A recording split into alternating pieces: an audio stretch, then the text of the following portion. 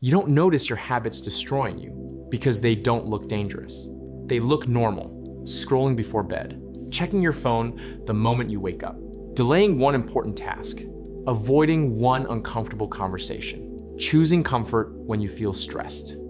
Nothing collapses immediately. Your responsibilities are still handled. Deadlines are still met eventually.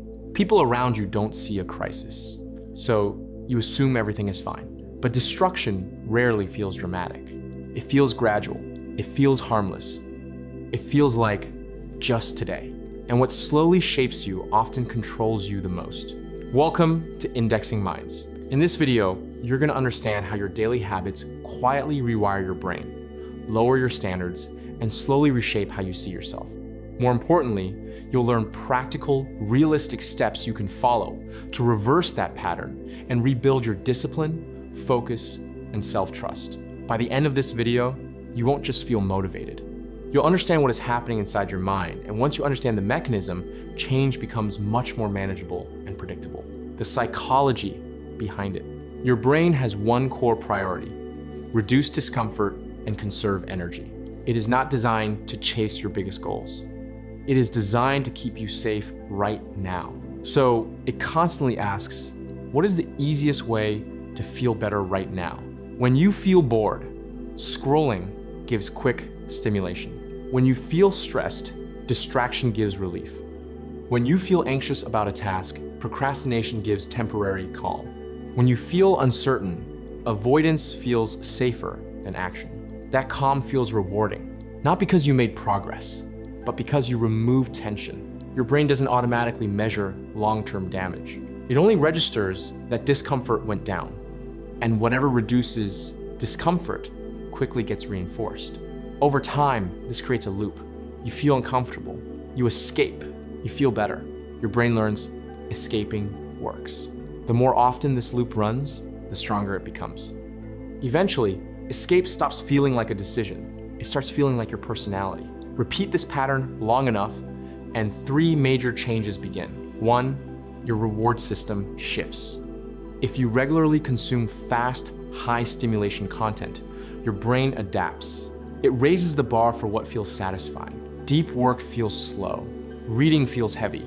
Exercise feels harder than it should. Even simple focus feels uncomfortable. This is called reward recalibration. Your brain now expects quick dopamine hits.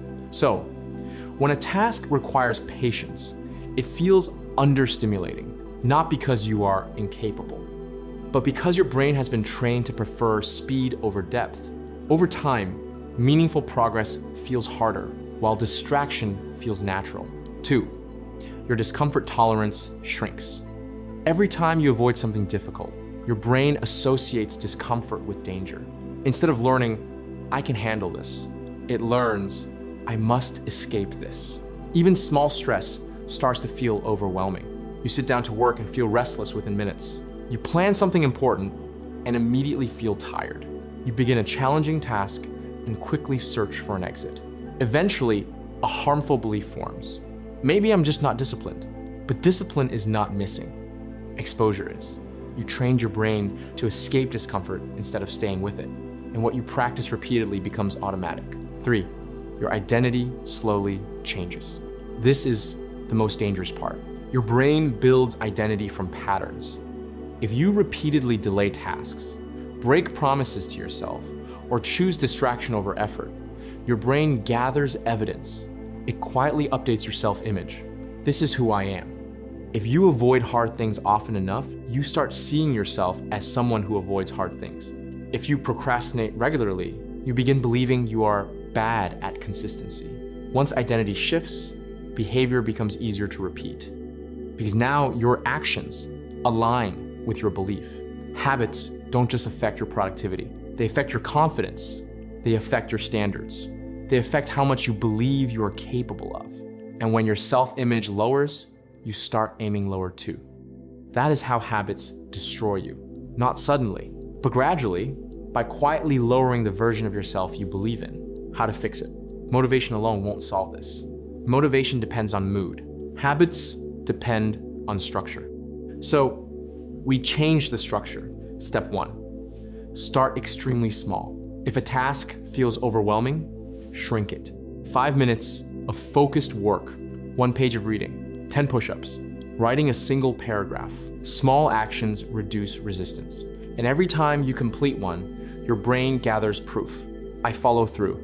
This rebuilds identity slowly but powerfully. Consistency builds confidence more reliably than intense effort. Step 2, change your environment. Your brain follows what is easiest.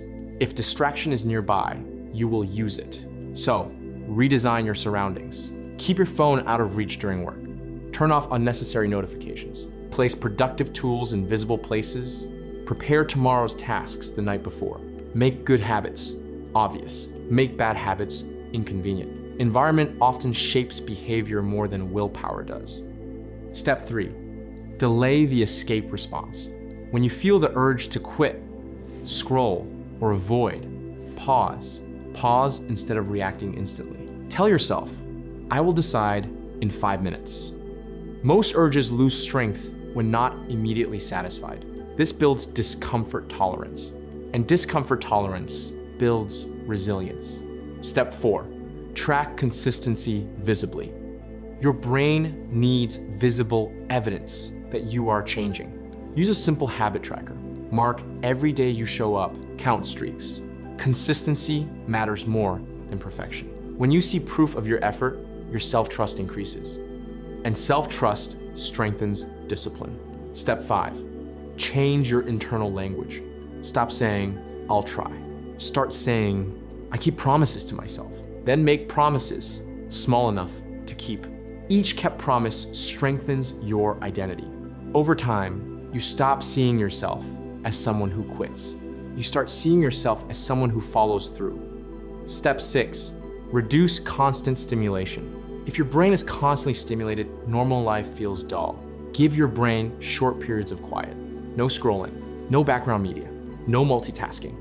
At first, boredom increases. That's not failure.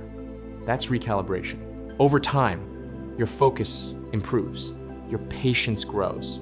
Simple tasks begin to feel manageable again. Remember this, your habits are training you every single day. They are shaping your focus. They are shaping your tolerance for effort. They are shaping your identity. The real question is, what are they training you to become? Small daily effort leads to growth.